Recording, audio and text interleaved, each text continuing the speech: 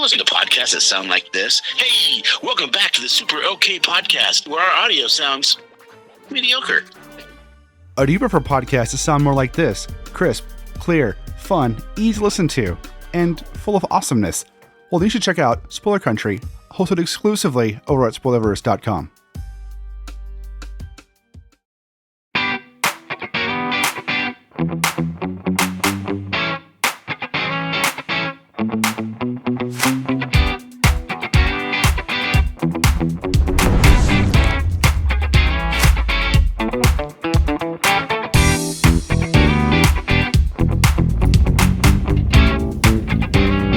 What's going on, everybody? Welcome back to Bridging Geekdoms. This is my reaction and review to The Tomorrow War, starring Chris Pratt.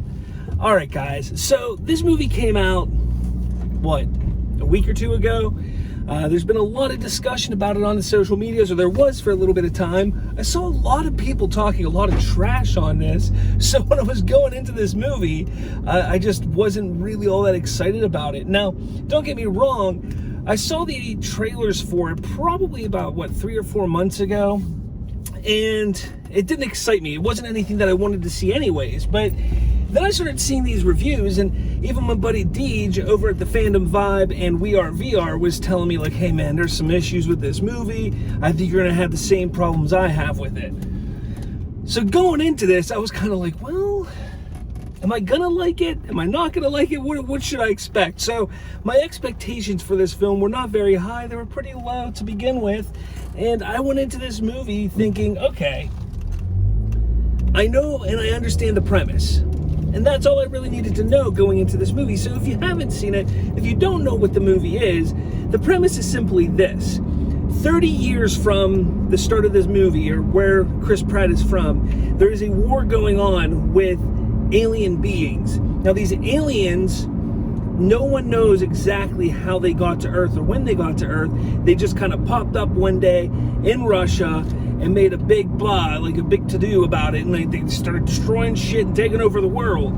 Now, they come up with a device that can send them back 30 years into the past. And why do they do that? Well, they do it because the human race is depleting in the future. They're down to less than 500,000 human beings left on the earth, and as they're depleting, they need soldiers to help fight in this war. So they create this time machine that takes them back in time, so then they can recruit people from the past and bring them up to the future to help fight in this war. That's essentially the premise of the film. And I thought, holy shit, actually, when I heard this and saw what this was, I was like, damn, this actually could be a lot of fun. Again, my expectations weren't very high for it, and the trailers didn't really do that little bit justice. So, going into this movie, I'm just like, all right, I'm gonna check it out. I'm hearing bad things, but I like Chris Pratt. I want to support him. I like his style. I like his acting abilities. Plus, you got people like, oh man, I can't remember his name, but the guy who played Commissioner Gordon in Zack Snyder's Justice League. It's leaving me for some odd reason. I'm terrible with names, if you haven't noticed, on this show, but he's in it. Then you got the guy from Veep. I was watching the movie, and the guy from Veep is in it. I'm like, and the whole time I'm like, man, he sounds so familiar. And I just ran through the entire series of Veep about a month or two ago, so that's what it was. But anyways, I jump into it, and the beginning of the movie grabs you. I mean, it starts and it's a big bang, and it's in your face. You start to understand what kind of action there's going to be, but then it slows down real quick, and it sets up everything that I just explained here of what this war is and how it's going to affect our main character, Chris Pratt. Now, my biggest issues with this movie were not what everybody was saying. Yes, it is a very predictable film. It is a formulaic film from start to finish. It is, if you are a student of film, if you're a student of the sci-fi genre, if you're a student of the action genre, you're going to see this formula play out in front of you. And if you cannot guess all the minor twists and turns that this movie is going to take just from being a student of film, then you may want to start over and start from scratch and being a student of film, because this movie legitimately tries to like give you that awe moment, that shock moment about 3 or 4 times, and I saw it coming, not just 2-3 minutes beforehand, but an hour, 45 minutes before these moments happened. It was so formulaic, and I get it. I'm not sure if the person who wrote this script and directed it, if this was like a first-time gig for them or anything like that. But I understand when you're trying to simplify something like time travel and trying to make people understand and not get confused on what is happening, you want to simplify things in different areas as much as possible. And they kind of did that with the character arcs more than anything. They simplified that as much as possible. Again, it didn't take me out of the movie. I am somebody who is quick to figure things out. I like to figure out what is going to happen in a movie before it happens. And if a movie can trick me and do something completely different, most of the time I'm happy about it. Sometimes I'm kind of upset about it. In this case, the fact that it played out exactly like I thought it was going to every step of the way, it didn't take me out of the movie. It actually did make it a little more enjoyable for me, because I didn't have to focus on or get upset on them doing something that I didn't feel should have been done. So besides that, my issue with it is the directing and editing of some scenes. Things just don't flow very well with the editing process of the movie. Whether that is the director's choice or the editor's choice, I'm not really sure in this case with this film. But it felt a little choppy at times, and I think that could have been cleaned up a little bit.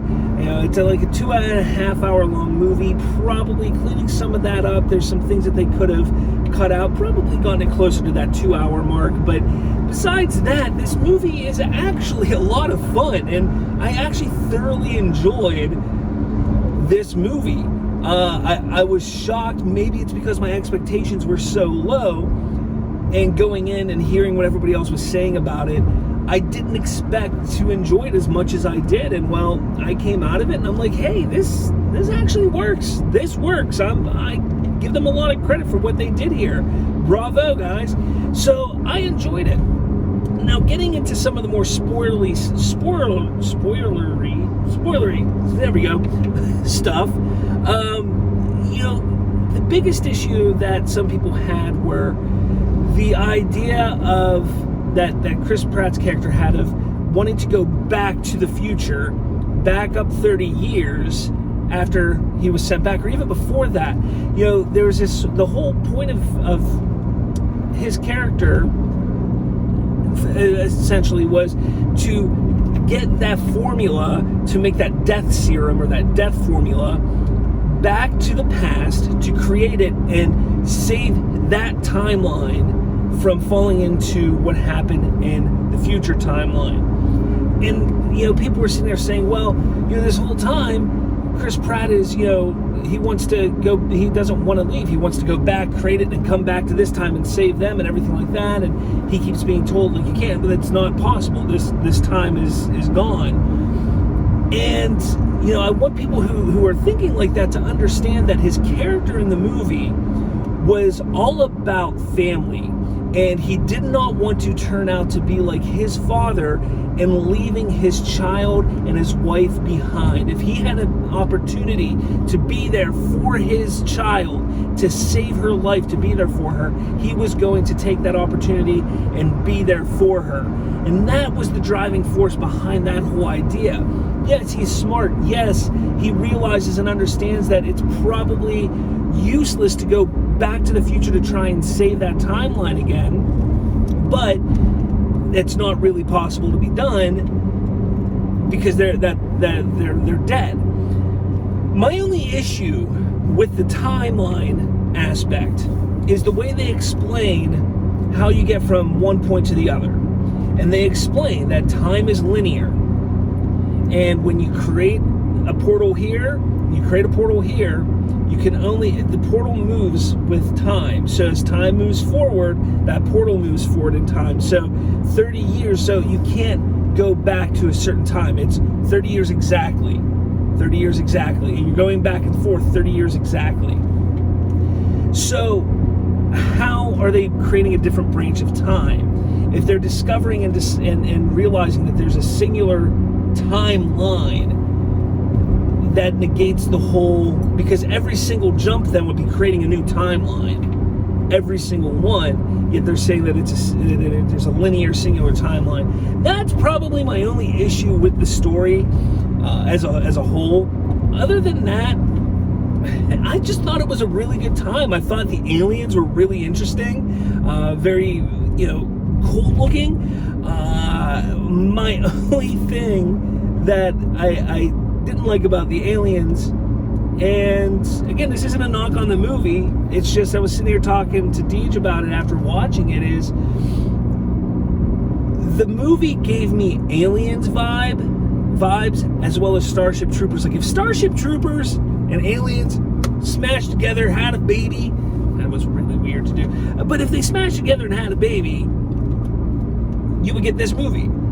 Because there's aspects in this film, like when they get to the alien ship that is in Russia later on, they get into this alien ship and they find like there's a hive of, what do they call them, spikers?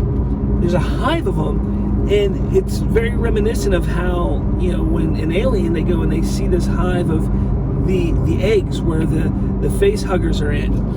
Now, granted, they don't evolve like the alien do, and aliens or the xenomorphs do in the Alien franchise, but there's one part where they go and they actually enter into the cockpit. And,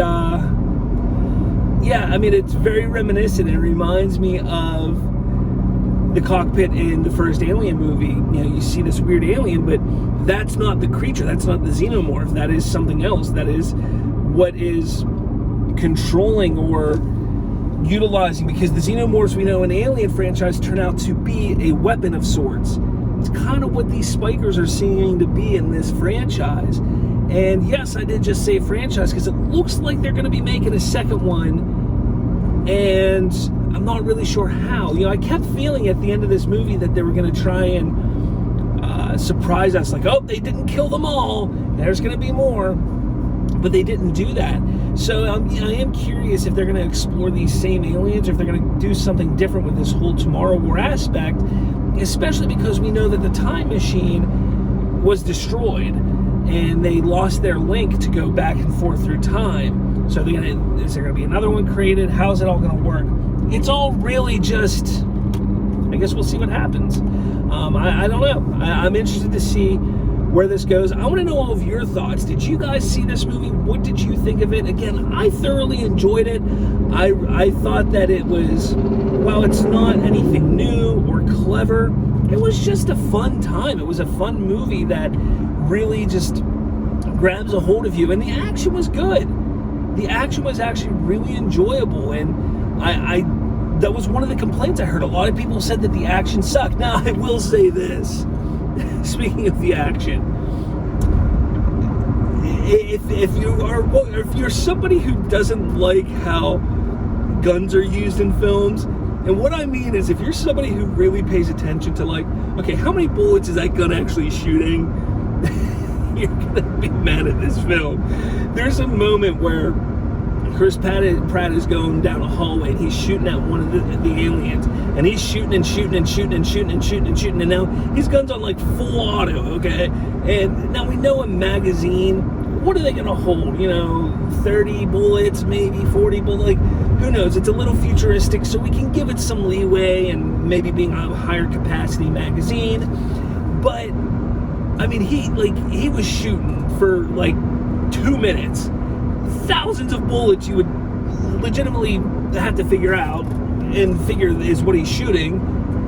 And he runs out, and then he pulls out a handgun and goes plop, plop, plop, plop, plop, plop, plop, plop, 5 or 6 shots, and then that one's out of bullets and he throws it down. It's like there's no sense to it, because it just the bullet aspect of this film, if you could get past that, you're gonna like the action, because I thought the action was pretty cool. And the design of the aliens was definitely pretty cool. It was interesting. It was different. I did enjoy that. But again, let me know down below what you thought of this movie.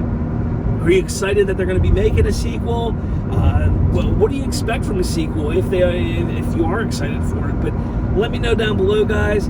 Thank you so much for watching. Make sure you check out my interview with John Horsley from Spoilerverse and Spoiler Country. Don't miss that.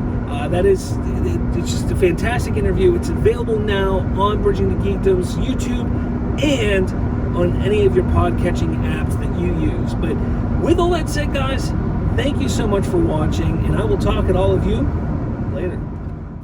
What's going on, guys? Did you enjoy this video? If you did, make sure you smash that like button. And for more, hit subscribe with that little notification bell. That way, you'll be notified every time a new episode drops. Thanks for watching, and I'll catch you all later.